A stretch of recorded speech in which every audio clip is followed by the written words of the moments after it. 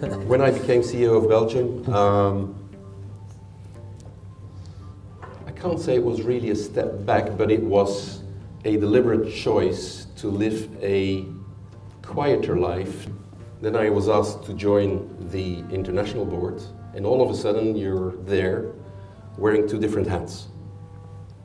Because certain decisions need to be taken at a European level, which go against the interest of actually the country you're CEO of. There's only 24 hours in a day, and you have to start spreading your time on some local Belgian work and European work.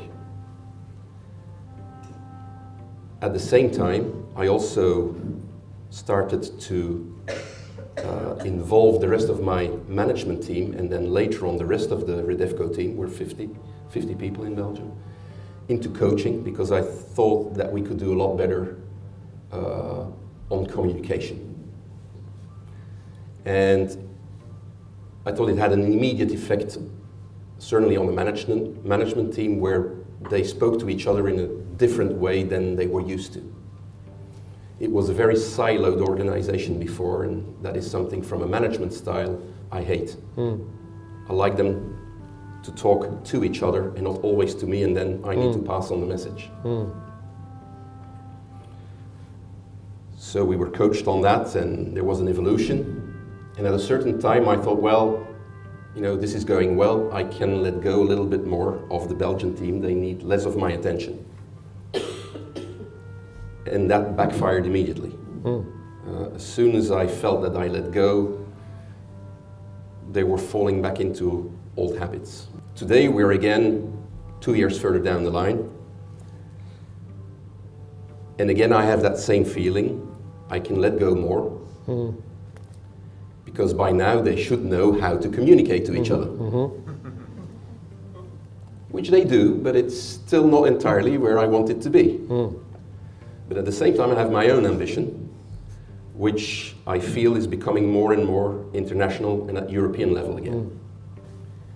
So I am struggling today with when is it okay for me to let go the Belgian team, who's still asking for that attention, and how can I devote enough time to my international role, which is something I really want to do.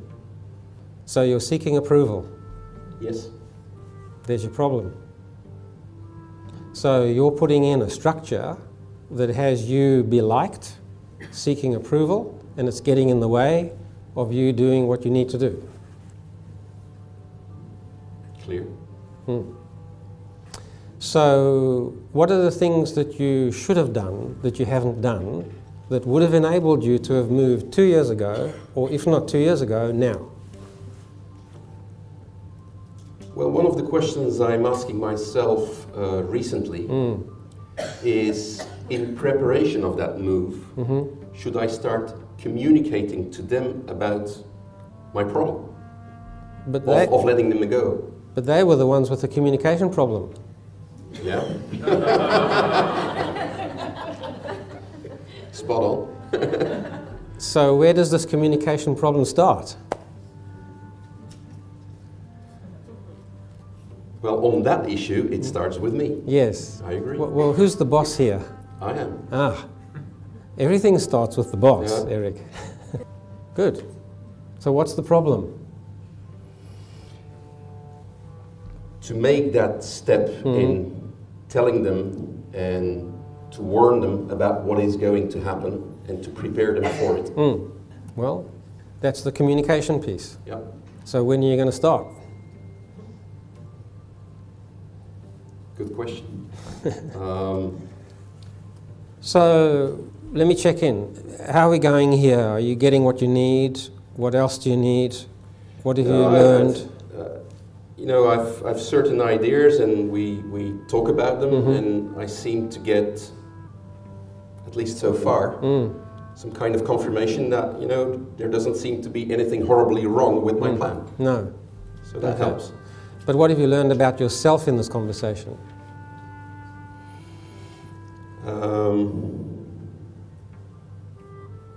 You know, when you have something in mind, when you have a plan, just go for it. Mm-hmm. Don't wait. Mm-hmm. Okay. Okay. Make sure that you've thought about all the options and the consequences of your decision as much as you can. But once you've done it, go for it. Okay. And what steps will you take to not create the same issue where you go to the one you're facing now? Communicate better and faster. Right. Right. So that's the thing. Yeah.